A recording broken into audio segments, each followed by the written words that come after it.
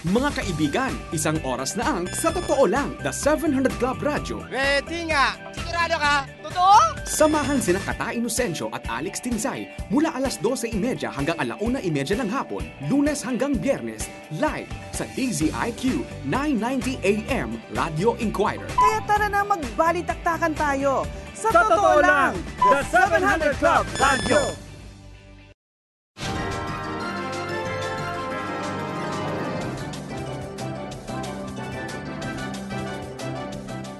Siyempre, pag nakita po ako ng pamilyang buo, nakakainggit.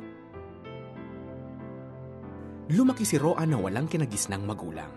Bata pa lang siya nang iwan siya sa kamag-anak ng kanyang mga magulang. May kanya-kanya na kasing pamilya ang mga ito. Deep inside, nasaktan po talaga ako. Yung parang mga tita-tita ko na lang po yung kasama ko lagi. Na parang, ay okay, sige, kontento na ako.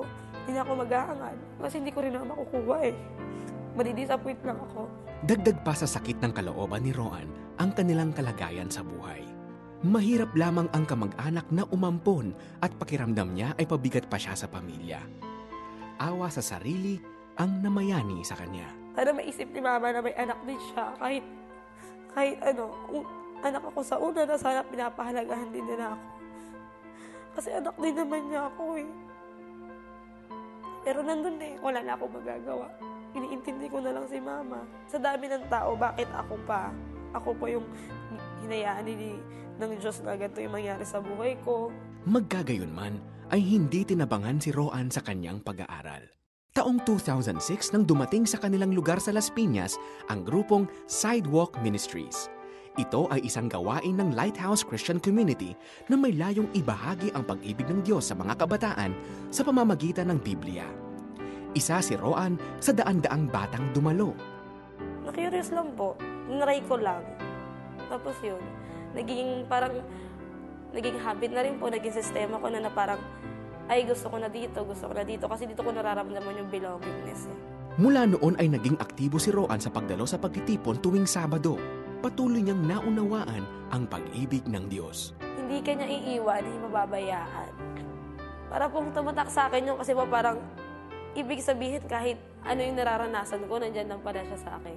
Nandyan lang pala yung Panginoon sa akin, na hindi niya ako iiwan na maganda man o hindi. Lagi lang nandiyan yung Panginoon para i-comfort ako, gabayan ako, kung saan man ako pupunta, kung ano yung mangyari sa akin. Hindi nagtagal ay naging bukas ang puso ni Roan upang ibahagi sa ibang bata ang pag-ibig na naranasan niya. Nagboluntaryo siya bilang guro sa grupo ng kabataan. Si Roan, malayo na yung narating niya sa spiritual life niya, sa pananaw niya sa buhay.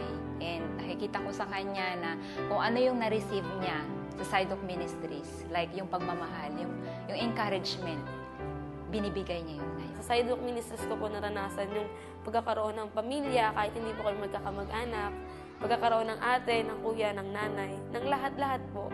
Yung mga hindi ko po naranasan sa pamilya ko, dito ko po natagpuan lahat. Sobra-sobra pa nga po eh. Isa lamang si Roan sa maraming natulungang kabataan ng Sidewalk Ministries. Sa katunayan, lahat ng mga kasamahan ni Roan ngayon sa grupo ay nagmula rin sa mga depressed area gaya niya. Second year college na ngayon si Roan at isang scholar. Malaki ang pasasalamat niya sa patuloy na pagpapala sa kanya ng Panginoong Diyos. Yung mga bagay na nangyayari sa buhay natin, may mga dahilan siya, may mga rason kung bakit siya nangyayari. At hindi niya ibibigay kung hindi natin kayang isolve.